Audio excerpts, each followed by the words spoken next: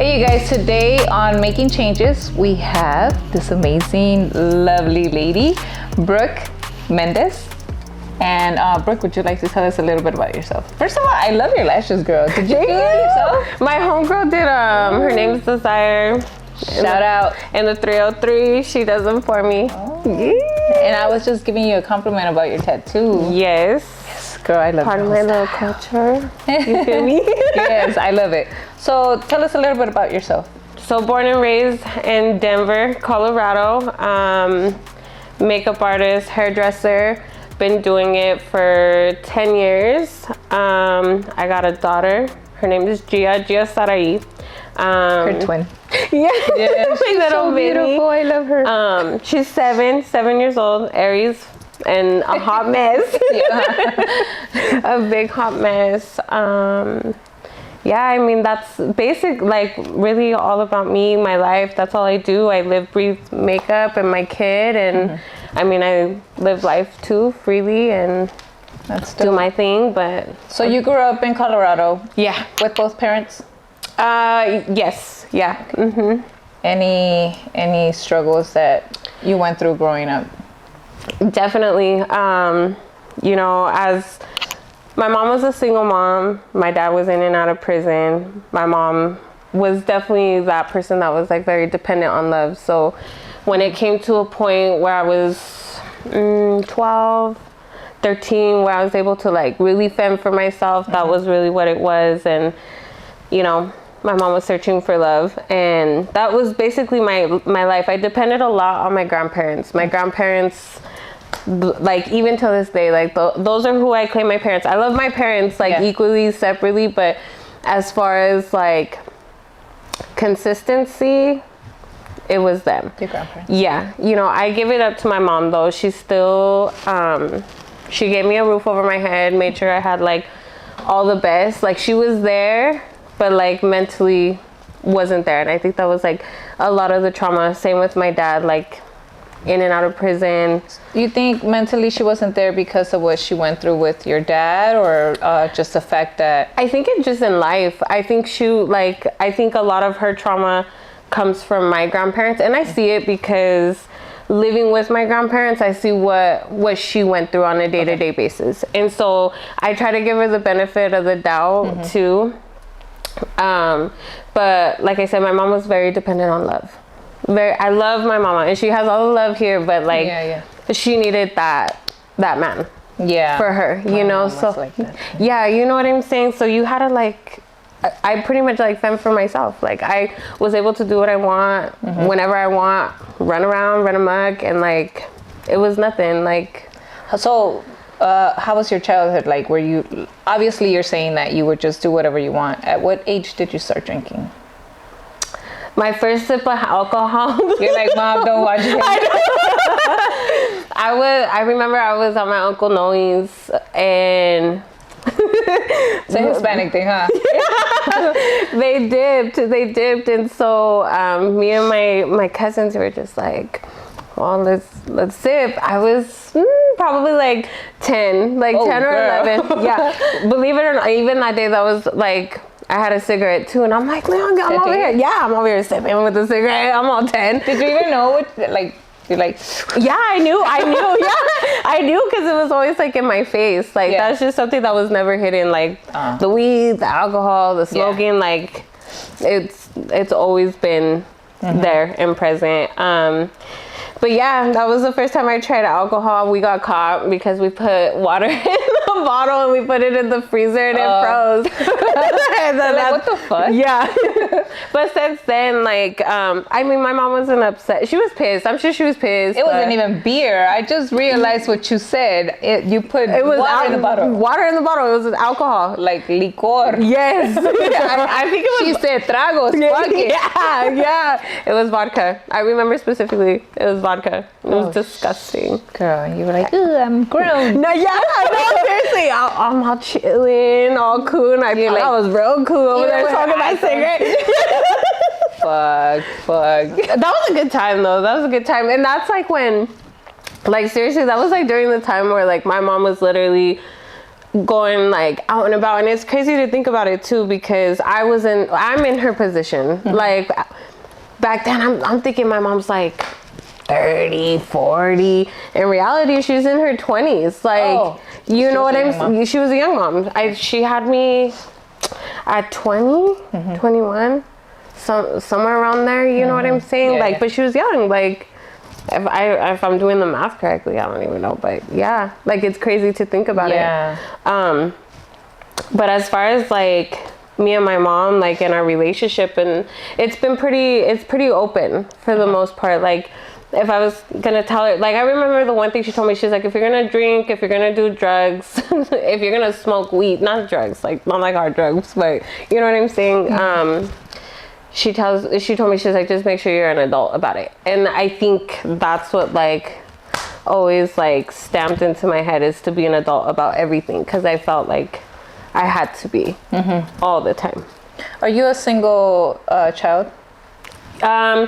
On my dad's side, no, but my mom's, yes. So is it dad, huh? Yeah. My dad be out here. No, he just had another one. My brother's 3.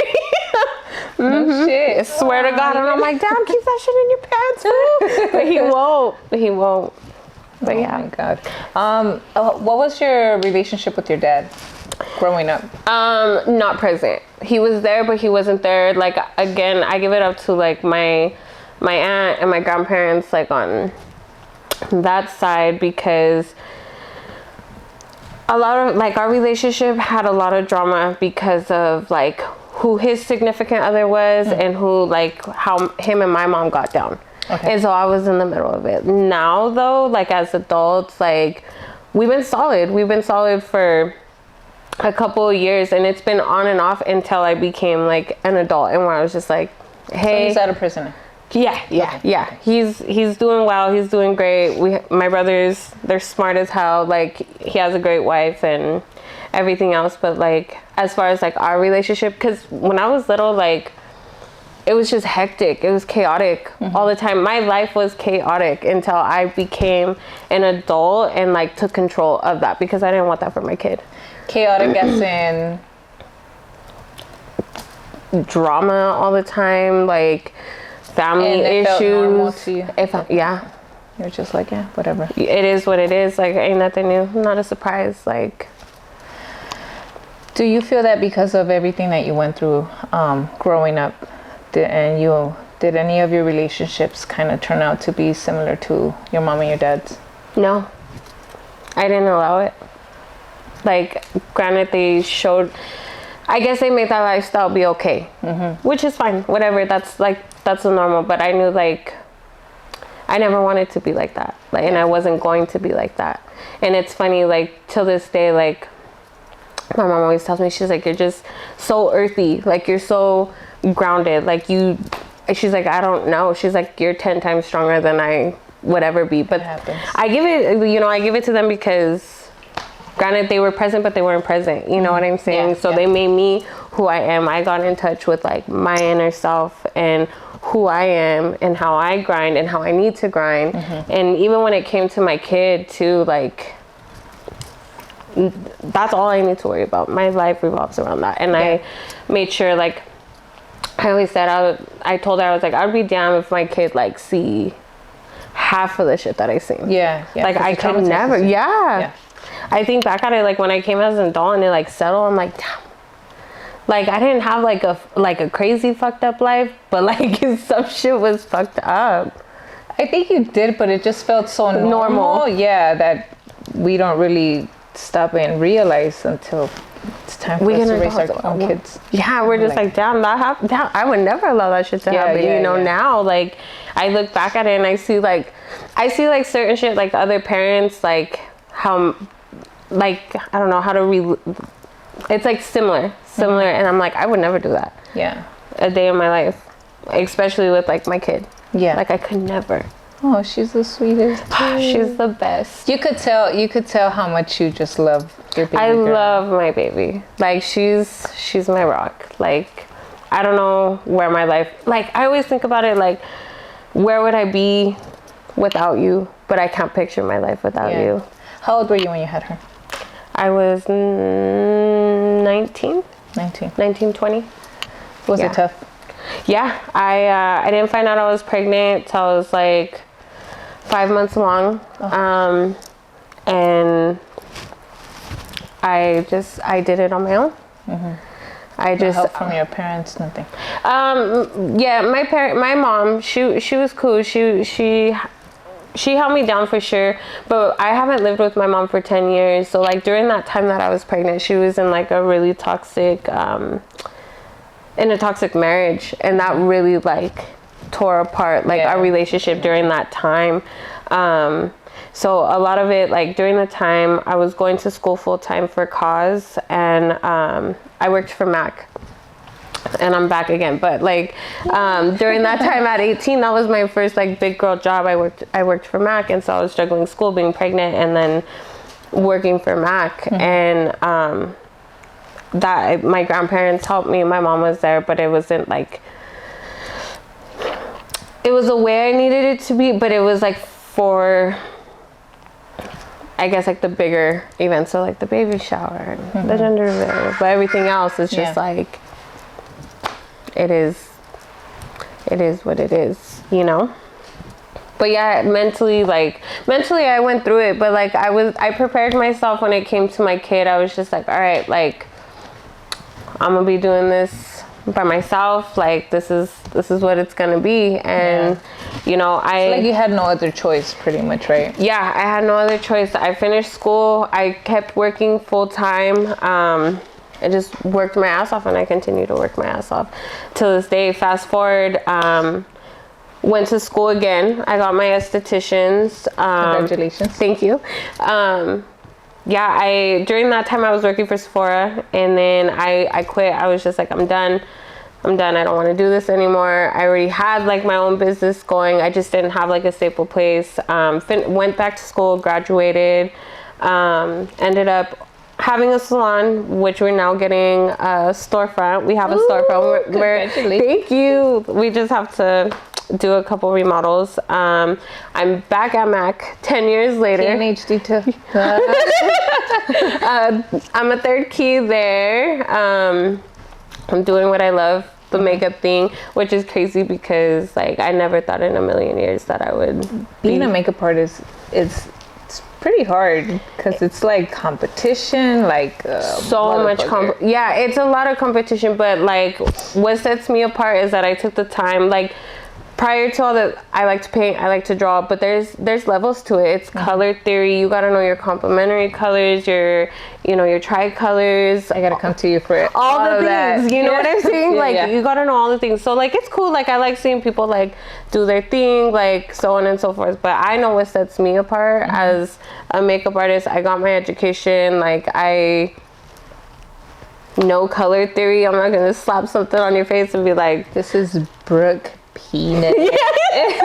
So tell me about that. How did you get that? I got Peanut from my mom because she said I had a peanut head, and I'm just little, so it always stuck. Like I just, everybody calls me Peanut. That's everywhere it goes. So I just get the. I'm glad my brother didn't get to hear that. He would be like, "What are you trying to say?" I know. It's a gang thing. They would just make fun of.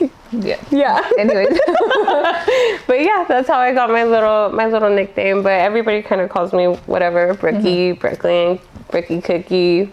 But what helped me was my artistry. So drawing, writing, painting, all the things. Like poetry? Yeah.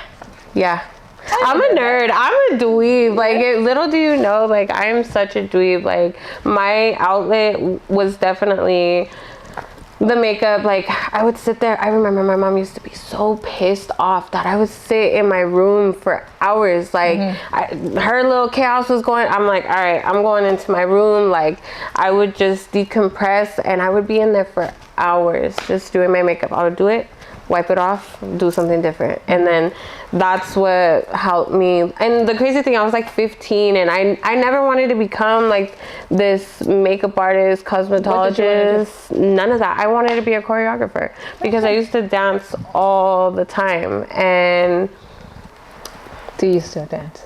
Yeah. Yeah. Your daughter? Yes. Oh, that's so dope. I'm not I feel like I lost my little groove a little bit of rhythm because I don't be dancing like that. I don't be going out and like dancing, but yeah, like back then, like that was my life. I used to love to dance. I remember like when I was little, like I would watch a movie and whichever movie it was, and I would be like, oh, I'm gonna learn that choreography. I remember for when Usher dropped Yeah. Usher is the one. Yeah. It's that whole music video. I was like, I'm gonna learn it. Yeah. No and I did, yeah. And she's gonna have to give us a little show. You're like, I'm gonna get into it. Don't tempt me with a good time. Shit. Mm-hmm. You're gonna have Which is crazy. Yeah. I'm down. I'm always down for a dance. I'm like, let's go. We're gonna have to bump it. Guys, you ready? Let's go. But yeah, and then the makeup thing just kind of fell into my place. I remember my cousin was like, oh, I'll pay you to do my makeup. And I'm sitting here thinking like, but your family, and I'm not anything like crazy. And then it like hit me. I'm like, okay, well maybe I am doing something good. Like, you know, maybe this is what's gonna be for me. Like, fuck it. And I ran with it, and 10 years later, here I am. Like, and that's what I do. That's what I do. By any chance? No, I get asked all the time, and I've thought about it. I don't know. I have a lot on my plate, but I would love to, and that's I would love to. That's a frequent question that I get asked. Like, are you a tattoo artist or a makeup artist? Like, what do you do? Or are you a hairdresser? Because you know, like, just like style and everything. Like, you know what's what, and I would love to, but I like getting tatted. I don't know how you feel about that. So, at what age did you start getting tatted? I was 18. I was 18. I hid them for a long time though. Yeah. So you got them in places that you... Yeah, and you know, my grandparents always said like, let me pass on, and then you could do whatever you want. They're traditional Mexicanos. I grew up in a traditional Mexican household. So my grandpa is from Zaragoza, Durango, and then my grandma's side, they're from La Noria de Molino, Zacatecas. Ooh, my parents are from Zacatecas. Yeah, okay, yeah. That's why I like it. Yes. This is like cheeseman time. Yeah, all the cheeseman.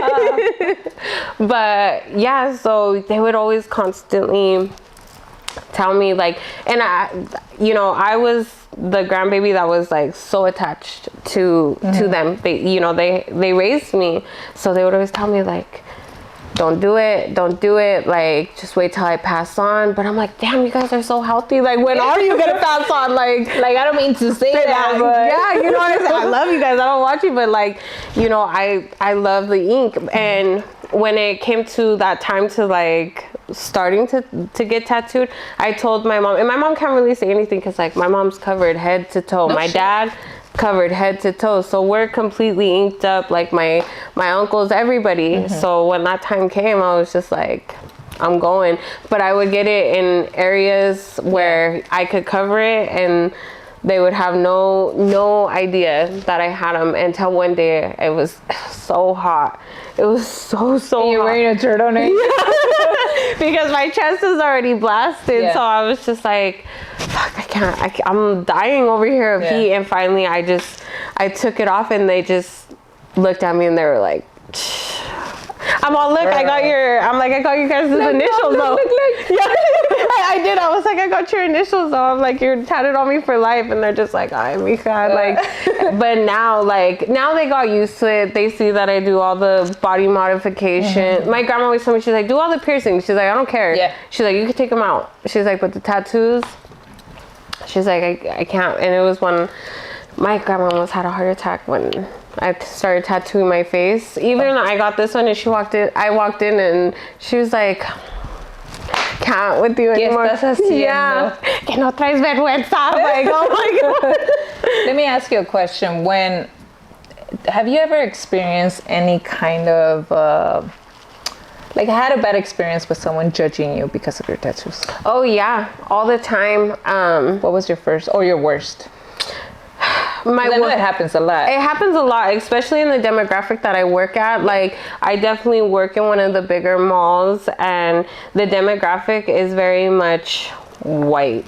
Like, and they see me, and I almost get treated like a zoo animal. Like, they get so amazed, and like, there's people that are amazed by me, and there's other people that are like, no.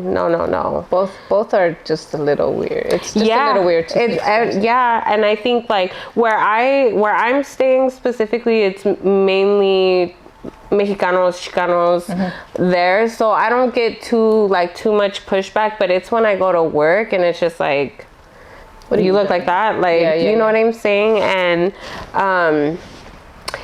I just get people who are just rude to me. They're just like, oh, she don't know what she's talking about. Goes to the next girl, and it's just like, oh, I need this, and this, and I'm just like, all right, it's cool, it's expected, especially for the way. Look better if I help you. Right, is what I'm saying. I'm like, it's fine though. It's look weird. Yeah, I'm like, I'm gonna still make my money regardless. Yeah. You know, and yeah, I mean, I'm used to it. I knew that, like, getting into my body modifications and my tattoos, like, I already knew I was gonna get like how do you say it, like the repercussions of flashback, like, I get judged. But honestly, I'm like, me vale. I really don't care. I love the way I look. I feel good, and that's all that really matters to me. And you know, it's not for everybody. Yeah, that's what I've came to conclusions. Like, it's really not for everybody, and not everybody looks good with tattoos. It's what I'm saying. It takes a certain person to do it.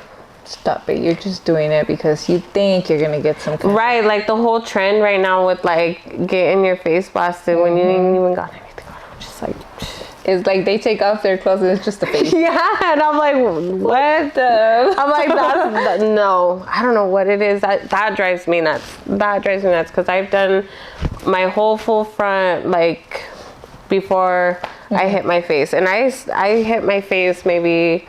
It's only been like 2 or 3 years when I finally hit my face. Okay. Yeah. And I was like, all right, your grandparents still alive? They're still alive. They're well. Yeah. No, but they're about dying when I got it done. They were just, it was for my birthday. I was like, you know what?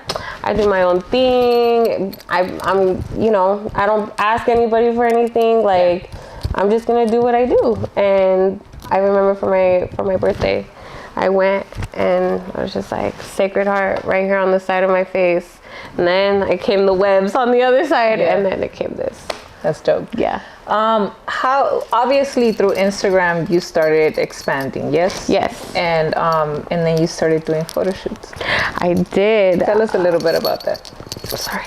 My first photo shoot, God, it was 2 years ago that I started getting into the photo shoot. But during the time that Chola had hit me up, like, shout out to Chola Loca. Yes. During that time that she hit me up, I was nervous. Like, I didn't know what to do. Like, I've done a couple like at home, not at home, but like in Denver with my homeboy, and you know, it was just kind of whatever. Yeah. And then I seen her following, and I was like, oh shit, like, am I really down for it? But I'm just like, well, you know, let's just see it. Like, let's just see what's up, you know. Yeah. And during that time, I was not like at my most confident state either, because I was a lot bigger, and I've lost over like 100 pounds. No shit. Yeah, it's like, but girl, we still rocking. I tried. I really tried. I was like, I gotta act like I'm not self-conscious when I'm self-conscious. Like, I still get like that. I have major body dysmorphia, but it is what it is. I think we all do. Like, low-key, even though the women that say they don't, I think we all do. We all do. Yeah. Says, and yeah, so she hit me up for a shoot, and then that's when it all just started like piling on, and then I got to meet you. Yes. Like, oh, she's so beautiful. We clicked right away. But yeah, I mean, all the shoots that I've done have been specifically through Chola. I don't think I've done like anything. I've been offered to do like other shoots, but I don't know. I kind of sat back on it a little bit. I haven't really been doing too much of that, just because I have so much going on with my own life that like, I'm like, even though I'm constantly flying out here, like, you're actually a traveling makeup artist. Yes. That's really dope. Yes. Yeah. I was supposed to hire you for my shoots, but then times will come. Yeah. No, I know, we're still gonna do it. We're still gonna do it. Yeah, no, I'm down. Cause the makeup gangster? He's so sweet. He is so sweet. Like he'll message me. I think he messaged me on one of my pictures that I uploaded. He's like, you look so good. But we've been following each other, and I love the way he does your makeup. Oh, he gets down. He gets down. He's very talented. I was literally telling my homegirl the other day too. I was just like, I don't understand why he's not like he's popping. Like we need him to be more popping. Like everything's like so authentic, and you could tell his artistry, his detail. He's dope. He's so dope. Very amazing artist. Yes. What I inspire to be. That's the thing. Like, being a makeup artist or an artist in general, like you have to be open-minded to be better. If you want to continue to be better, you have to be that open-minded. Girl, your stuff is bomb. Thank you.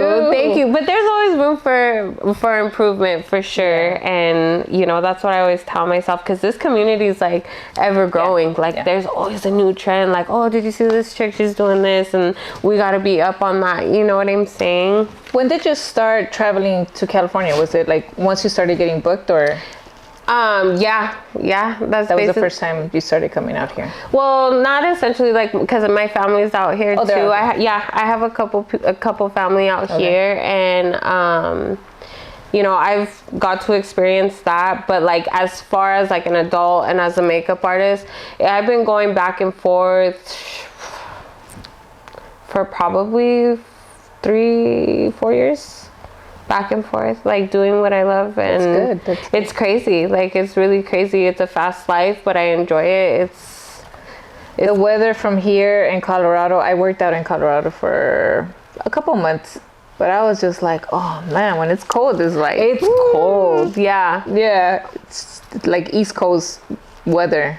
Yeah, because we don't have no humidity. Yeah, like zero humidity. Like, I mean, in the summer, yeah, but it's pretty dry for the most part. Yeah. And then I come out here, I'm like, I'm cold. I got cold just because of like that ocean air. I'm like, ooh, I'm cold. Any other passions that you have? That's my main passion, honestly, is just to continue to be better, continue to grow. Like, hopefully one day, like, I'll be this big, amazing person. That's something I strive for every day. But oh, thank you. You're just, you know, would you say that everything that you went through, like, completely humbled you down?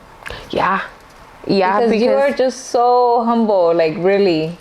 Yeah. So many other girls, like, not to throw any shade, but there's some people that are just really fucked up the way that they carry themselves. Like, if you're not at a certain amount of following, I cannot be friends with you. Right. Yeah. Like, you know, and that's the thing. Like, I know that I have a big following. I remember I went to go do a makeup class for my old school, and I remember this girl just ran up to me. She's like, oh my god, I thought you were in California, like, you're Brookie Peanut. And I'm just like, hold on, slow it down. Yeah, I'm like, I'm over here panicking. I'm like, girl, I'm panicking just as much as you are. Yeah. And you know, I do get, I don't know, I think I'm small in a big world at the same time. Mm-hmm. And yeah, like, going back to what I experienced, like, I'm super humble. Like, I remember my mom used to tell me, like, mean girls always finish last, and I just never was that, like, mean person. I went through a lot. Like, I'm very inclusive with other people. Like, I want people to know it's a safe place with me, you know, and they could be open. They could tell me what they want, or, you know, just to talk to me. And it's crazy because on social media, people judge you by just your looks. Mm-hmm. And a lot of times, just because you're really pretty, they will judge you as, she's probably going to be conceited. She's probably one of those bitches that is just going to be talking shit. Yeah. Or... Yeah, all the time. Even just like with like small brands, like, they'll reach out to me and they'll be like, dang, I didn't even think you would reply. And I'm like, Why not? Yeah, you know, my social media, like it's all an illusion. I mean, it helps me push my business, but like it really is all an illusion. Like the way me and you like vibe, or just like anybody. Like this is like me, authentically me. Like this is what it is. This is what I do, and you tell me what's up. You want to get done or you don't. You know, I'm cool to just have a conversation, kick it, and that's just who I am. I pretty much just like live freely. I don't judge. Like I just do my thing. Do you find yourself being a part-time therapist as you're doing makeup? All the time. Women share their stories with you all the time. I have to do By the way, please come back next week. No, seriously, I have to do like a limpia every time like I walk into my house and leave to work. Yeah, because I'm just like, everybody, they drop their energy right on you. You know, they want to feel some type of confidence, again, that safe space, and I'm more than willing to listen, but it carries. It carries. Like sitting there just like, you know, touching their faces or just even their hair, like you absorb that energy. Yeah, you do. And I feel it. Like I definitely feel it. Like towards the end of the days, I'm like, God, I'm so tired. I'm still standing in one spot, sitting there just painting faces, but I'm like, I'm so tired, and it's just from communicating. Sometimes it could just be that one person. It really can. Like, as you're talking to them, you're just like, wow, why am I so sleepy? Yeah, because they take all that energy. I used to have one client, I had to cut her off. I had to cut her off because it just became like too toxic with her, because I'm just like, I can't do it. Her lifestyle, the way she got down, and then she would vent to me, and then it was always drama, like, in not with the mix of that, like me being a business owner too, like I gotta go, right, like you're wasting my time, my money, like you're not you know, you're not considerate of my time, like you know. And finally I was just like, I can't, like what you got going on. I'm just like, girl, like you're an adult and this is how you conduct yourself. Like there's some of those clients where I'm just like, gotta go, stop, scram. You're not allowed here anymore. Scram. I can't do this anymore. Fuck. Yeah, it's tiring, it's exhausting, but I knew that like going into to the business that it would be like that. Wow. Any other experiences that you would like to share with us? Like for example, when it comes down to doing big parties, have you actually done a whole like quinceañera with her damas or? Yes, I've done weddings, I've done quinceañeras. You know, the ones that really tire me out, like, is Indian weddings. Oh my God. Because they want like that extravagant, like I have to give like one person like an hour and 30 minutes of my time. And that's, you know, I don't know how you're going to take this, but I mean, I would take it as a kind of like a compliment, but I thought you were mixed with like, I'm like, I get it all the time. It's either you're exotic looking, I can't ever tell what you are, and I'm Brookie. Yeah, that's it. That's all. Well, my dad, he's native. He's Navajo native, full blood Navajo. I can see it. The light skin, my almond eyes. That's why people like, they don't ever know what I am. And then you got my mom, who is a Mexicana. My grandparents, That's crazy how that happened, huh? Yeah. Because back in the days, I mean, you're not that old, but still a little bit further back down, like they were strict to. You had to be with a Mexicano. Yeah. You can't mess up the bloodline. Yep. Even when it comes to natives. Yeah. And here I am. I'm your indigenous Mexicano. Yeah. You know, have you ever experienced anything where someone is telling you you can't claim being indigenous? No, I think not yet, at least. I had one person ask me if I was, she asked me if I was Egyptian. And I looked, and it was because of my line. And I was like, Okay, so why did you get that? For the part of my culture. This resembles a new life, a new beginning, your family, your daughter. That's dope. Yeah. I really got in touch with both of my cultures, like as a kid. And I remember I would always just say that I was just a Mexicana.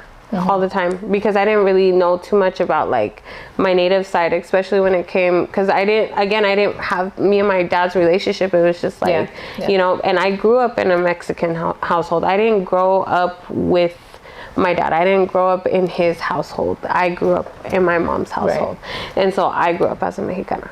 So have you, now that you're older, have you experienced a little bit more of your dad's side, or still? Yeah. How was that? It's great. Like it's you know, they're pretty chill, they're pretty normal. They, you know, they don't, it's kind of just like every day, but I see the difference between the two. My dad's a little bit more in touch with his culture. My grandparents, they used to try to teach me a little bit, but I don't got that native tongue. I'm like, I try, but I don't have that native tongue. I speak fluent Spanish, and I try.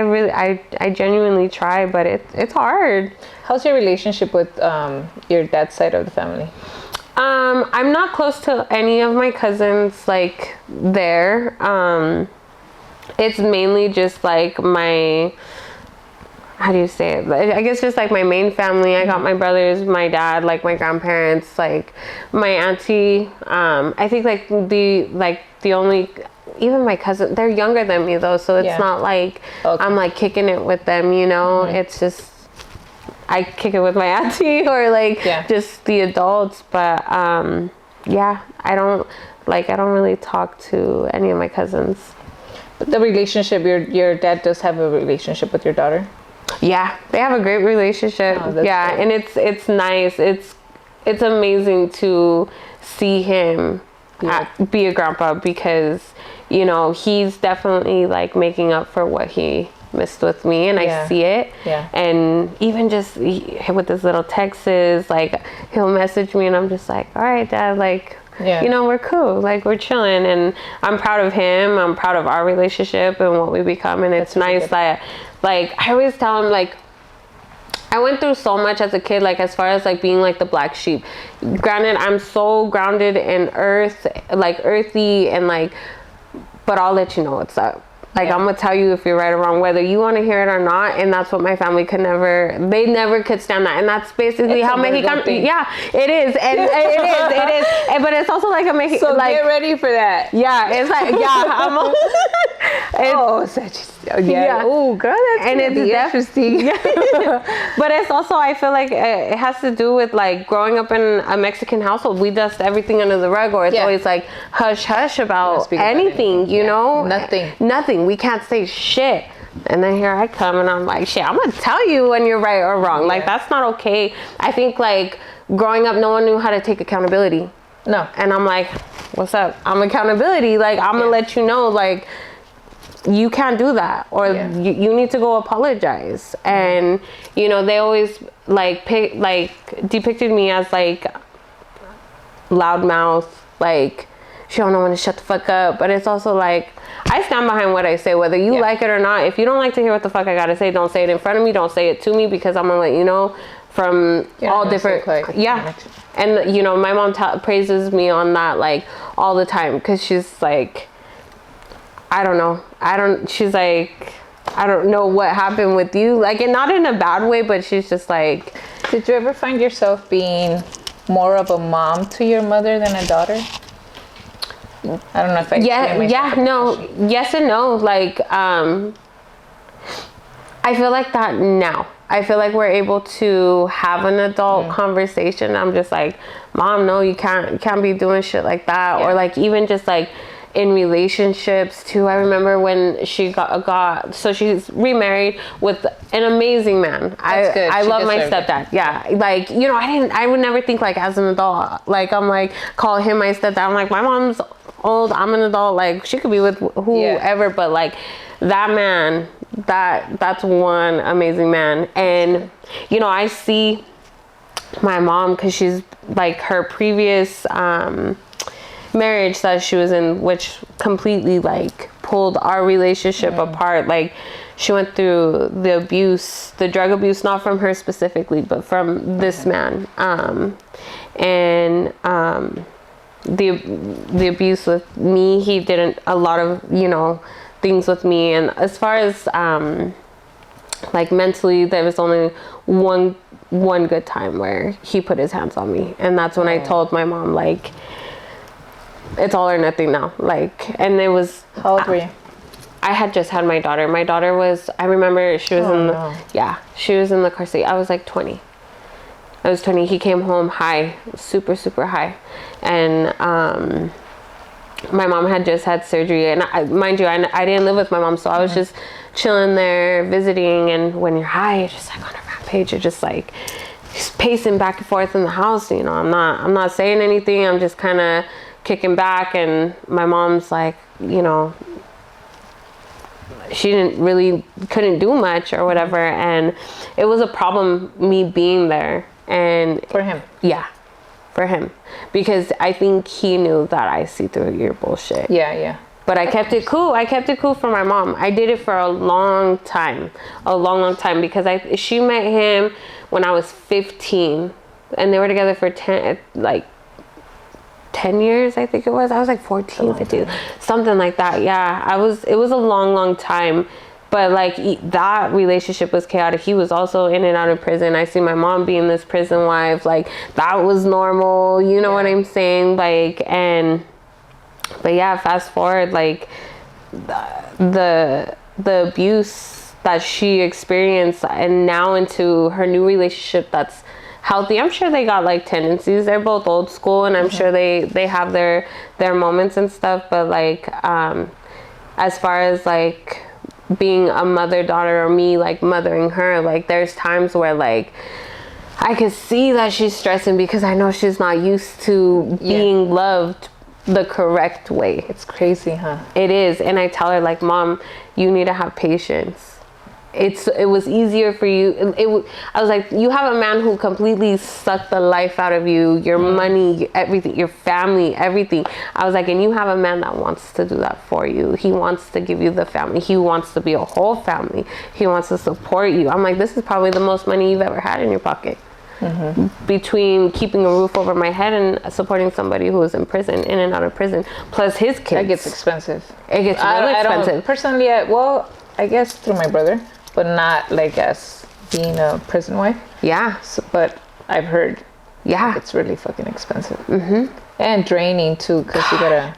I remember we would have to drive like 2 hours to go visit him. I'm here visiting a man I don't even care for. Yeah.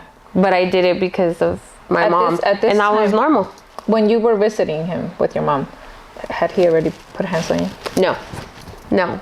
He did some weird shit before, but like I was grown enough to I was just like, motherfucker, like back up. Like what are you doing? And I would just bounce and I would just walk. I would just walk somewhere in the hood. Like I would literally. It's fucking crazy how you don't. Have you ever thought, like, fuck, what if something would happen to me? Right. I think about it all the time. Like, that specific moment, like, is still, like, embedded, like, in my head. It fucks you up. It fucks you up really And, like, I remember telling my mom, like, hey, you gotta come home. Like, I don't know what the fuck you're doing, but, like, you gotta come home. Like, something's happening, and, like, I don't feel comfortable. The fact that I have to tell this dude, like, back the fuck up, and I had to walk out of my house, like... And I'm over here roaming the streets at 9 o'clock at night, like, because I don't feel safe. Do you, because of that experience, do you ever feel like you, like, sometimes look at certain people around your child and you're just like, ooh, motherfucker. I could read the room. Yeah, I could read the room. And, like, when it comes to my kid, I'll let you know, like, don't touch her. And like even with like my kid, I always tell her no secrets. I'm like, you don't sit on nobody's lap.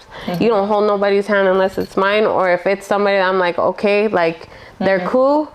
Other than that, like yeah. Because my kids, she's friendly. She's friendly for the most part, but I still with a little boy, little girl, whatever, like Has she ever asked you, like, why do you say that?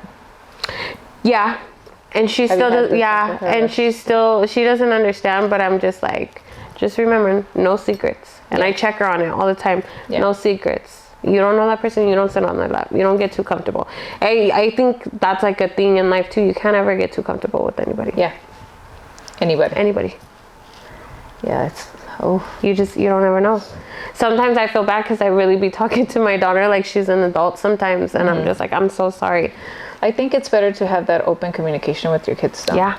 Because I personally, I experienced something like that, and my youngest was like, literally, he said, "Why do you always tell me this? I'm going to my grandma's. Like, why would my grandma hurt me?" Yeah. I'm like, you'd be surprised.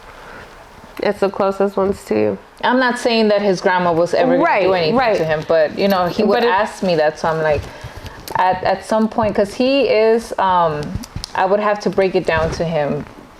He's like a, how can I say it? Old soul. Yeah. So I'm over here trying to break it down to him, trying to like make sure that I not sugarcoat it, but watch what I say. Yeah.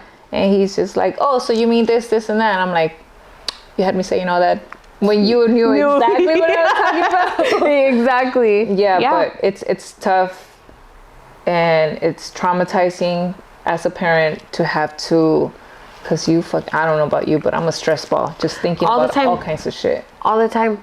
I think my main thing, because I know that at 10, 11, 12, I wasn't acting like a kid. Yeah. And I'm like, I want my kid to act like a kid because I wasn't acting like a kid. I already knew what was going on. Smoking the vodka. Yeah. So, you know, that's crazy because it's so natural in the Hispanic community that it's okay. Tómate un traguito, mija. Está bien, está bien. It's fine. A sip. It won't hurt you. Okay. Yeah. And it's fine, you know? And but shit, if I see that shit in my kid's hand, just slapping that shit. Like, we're not doing none of that. Breaking that cycle. And that's the thing. And, you know, going back to like me being the black sheep, I think now, like, I tell everybody, I'm like, I'm the key to this family, this dysfunctional ass family. I'm like, and you guys don't even know it. Like the fact that my parents right now, they're getting along, like, you know, I get to have something that you never thought you were gonna. Never in a million years. I had my daughter's birthday and I'm like, shit. I'm like, I don't know how I'm gonna feel, you know what I'm saying? Like, I don't know how they're gonna feel with each other, you know? And even though they had me, but you know, I'm big on that too. And, you know, surprisingly it went well, and I never thought, like, I even told my dad we have a lot of one-on-ones because we're making up for a lot of lost time. You know what I'm saying? And you know, I tell him, I'm like, never in a million years would I think that like we would be all together like as one. Not a lot of people get to experience that because a lot of people do have a lot of resentment for their fathers or mothers that, you know, have stepped out. And they're just like, yeah, no, I'm not even trying to talk to you. Like, I don't want to fuck with you. Yeah. You know, and that's one thing I learned. I definitely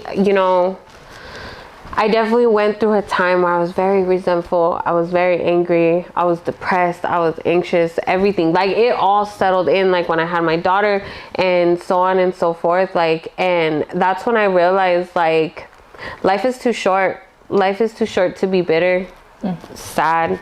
Like, I have a purpose here. Everybody has a purpose here. Like, there should be no reason why I feel the way I feel, because it's mental. Like, right away everybody's like, oh, get on this medication, oh, this is gonna help you, but I'm sitting here like, no, like, it's my mental. I gotta get right. And, you know, once I learned to forgive and to not be resentful and fall in love with myself and be happy again is when, like, everything started falling back into place. Because I'd always sit there like, damn, like, why me? Why do I have to go through this shit? But, like, if I could take accountability and grab a hold of shit that I, like, take control of shit that I could take control of, I'm gonna do that. And that's what I did. And I put that step forward, and I'm in the best place I've ever been in my life, and I never thought, like, I would be there. And because of my strong mind, I was able to do that. That's dope. I was able to, you know, raise my daughter to be this amazing person, able to have my family, you know, in different, like, I have them together, separate, and